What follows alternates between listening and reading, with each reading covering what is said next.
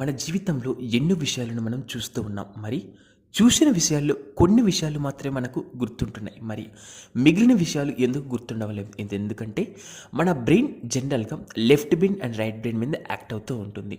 ఇందులో మనం consciousness, sub consciousness అన్న విషయాలు మనం పరిగణలోకి తీసుకుంటే, కాన్షియస్లో ఉన్న విషయాలు మనం కేవలం ఆ సిచ్యువేషన్స్కి గుర్తుండి నెక్స్ట్ మినిట్ అవి మర్చిపోయి ఛాన్స్తాం. కానీ సబ్ కాన్షియస్లో స్టోర్ అయిన విషయాలు మనం ఈవెన్ మన బర్త్ ఎప్పుడైతే ఉంటుందో ఏదో సిచ్యువేషన్లో హ్యాపెనింగ్ అనే విషయాలు మనం సబ్ కాన్షియస్లో స్టోర్ చేసుకున్నప్పుడు మనం జీవితం మొత్తం దాని మీద మనం వర్క్ చేస్తాం. దీనిని మనం విజువలైజేషన్, మేనిఫెస్టేషన్ నుంచి తెలుసుకోవచ్చు. మరి ఈరోజు శ్రీమద్ భాగవతం నుంచి మనం జీవితంలో కాన్షియస్ లెవెల్స్, వాటి దృక్పథాన్ని మనం తెలుసుకునే ప్రయత్నం చేయడం. ఈ భూమి మీద ఏ జీవిని తీసుకున్నా ఆ జీవి తాను కాన్షియస్నెస్ లెవెల్స్ని బేస్ చేసుకొని తాని యొక్క డెసిషన్ మేకింగ్ ఉంటుంది. అందులో జనరల్గా శ్రీమద్ భాగవతం వర్ణించేటువంటి 5 లెవెల్స్ ఆఫ్ కాన్షియస్నెస్ లెవెల్స్ మనం చూస్తే అన్నమయ, ప్రాణమయ, మనోమయ, జ్ఞానమయ మరియు ఆనందమయ. ఈ 5 లెవెల్స్ ఆఫ్ కేటగిరీ కాన్షియస్నెస్ని బేస్ చేసుకొని జీవులు వాటి మధ్య ఉన్నటువంటి వైపరీత్యాలు, అలాగే మనుషుల మధ్య ఉండే తారతమ్యాల మధ్య ఉండేటువంటి వాళ్ళ లెవెల్స్ ఆఫ్ మెంటాలిటీ మీద డిపెండ్ అయి ఉంటుంది. అకార్డింగ్ టు మనకు ఈ లెవెల్స్ ఆఫ్ కాన్షియస్నెస్లో మొదటి వన్ అన్నామయ. ఈ అన్నామయ కాన్షియస్నెస్ లెవెల్స్ అన్ని కాన్షియస్ లెవెల్స్తో పోలిస్తే చాలా వరెస్ట్ కాన్షియస్నెస్ లెవెల్. ఇందులో ఉన్నటువంటి పీపుల్కి ది బెస్ట్ ఎగ్జాంపుల్ మనకు ఎక్కడైనా కానీ వీళ్ళ కాన్షియస్ లెవెల్స్ కేవలం ఆ టమయానికి, ఆ సిచ్యువేషన్స్కి దొరికింది తిని ఉండడం తప్ప రెండో ఛాన్స్ మీద ఫోకస్ చేయరు. ఈవెన్ వాళ్లకు మీరు ఏదో ఒక వర్క్ కల్పించినా సరే వాళ్లకు వర్క్ చేసే నైజం కూడా ఎక్కడ కూడా ఉండదు. జీవితంలో వాళ్ళకు ఉండేటువంటి బద్ధకానికి పరాకాష్ట. మనం జనరల్గా ఎక్కడైనా కానీ స్లమ్ ఏరియాస్లో లేకపోతే ఫుట్పాత్స్ మీద మనం ఎవరినైనా కానీ మనం చూసినప్పుడు వాళ్ళు తమ యొక్క జీవితంలో ఎలా బతకాలి, ఎలా ఉండాలి అనే అంశాలను వాళ్ళు అస్సలు పరిగణలోకి తీసుకోరు.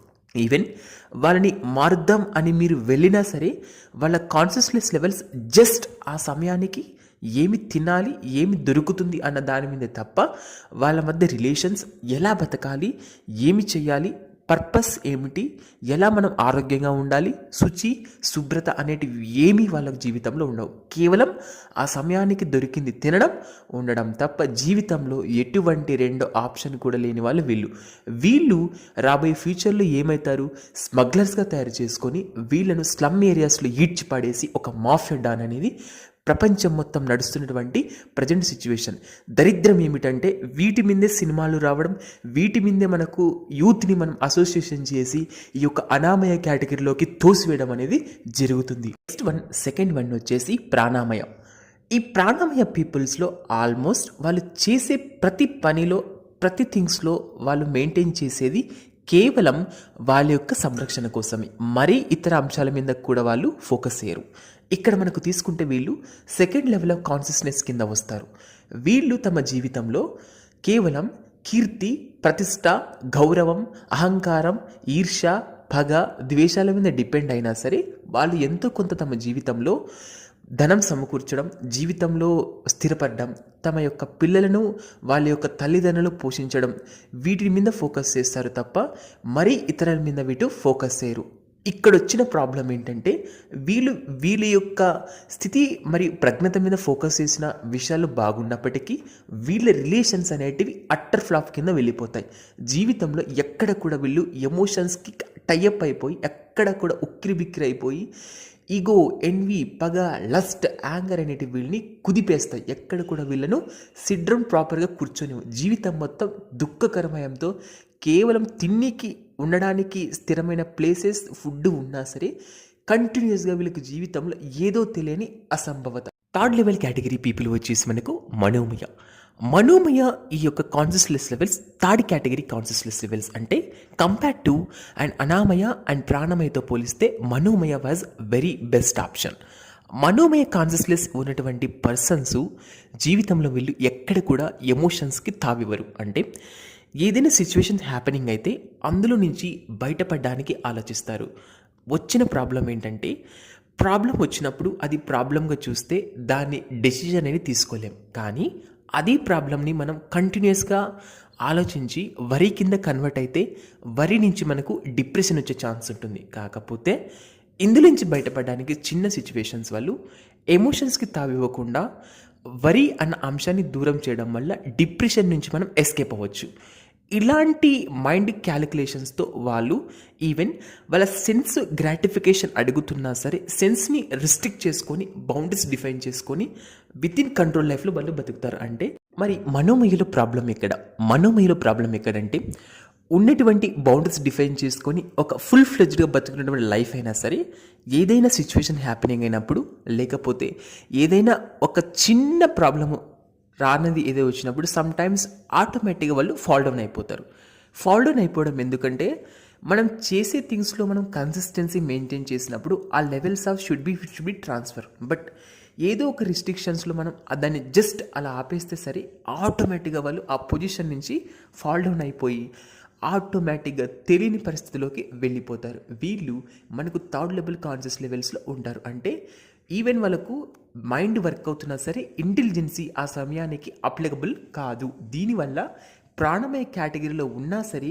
వాళ్ళు కాన్షియస్నెస్ లెవెల్స్ కృంగి తొక్కేస్తారు. లెవెల్ కాన్షియస్నెస్ లెవెల్స్ జ్ఞానమయ. ఈ జ్ఞానమయ consciousness levels people are best.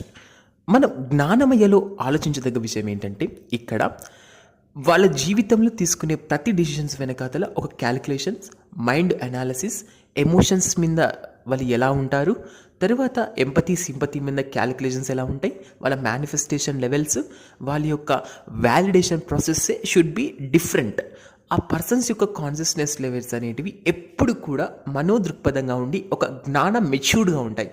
అయితే మెచ్యూర్డ్గా ఉన్నా సరే వీళ్ళకు తెలియని ఒక థింగ్స్ ఏంటంటే రూట్ కాజ్ని ఫైండ్ అవుట్ చేయకుండా ప్రాబ్లమ్కి సొల్యూషన్ ఫైండ్ అవుట్ చేస్తారు.